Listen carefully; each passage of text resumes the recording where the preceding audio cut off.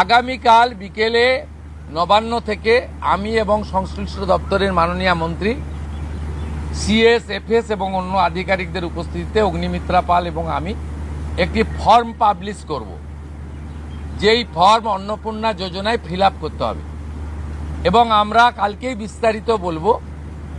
কারণ এনরোলমেন্ট যখন যত তাড়াতাড়ি করবেন তত বেনিফিট আমরা দিতে পারব।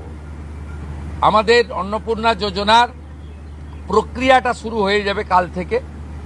যেমন যেমন ফর্ম ফিল আপ হবে তেমন তেমন ৩,০০০ টাকা ট্রান্সফারও শুরু হয়ে যাবে। আর যতক্ষণ না ৩,০০০ টাকা ট্রান্সফার হচ্ছে, স্বাস্থ্যসাথী যেমন কন্টিনিউ রাখা হয়েছে আয়ুষ্মান ভারত কনভার্ট না হওয়া পর্যন্ত, এখানে আপনার লক্ষ্মী ভাণ্ডারকেও কন্টিনিউ করা হবে। বিস্তারিত কালকে আপনারা জানতে পারবেন। ফর্মের কপিও আপনারা কালকে পাবেন। অফলাইন অনলাইন অবশ্যই থাকবে।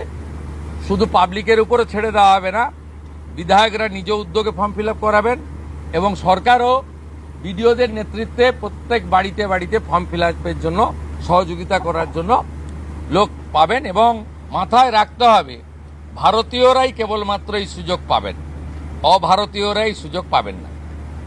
ভারতবর্ষের সরকারের টাকা বাংলাদেশ থেকে আসা অবৈধ অনুপ্রবেশকারীদের দেওয়ার জন্য নয়, এটা খুব ক্রিস্টাল ক্লিয়ার।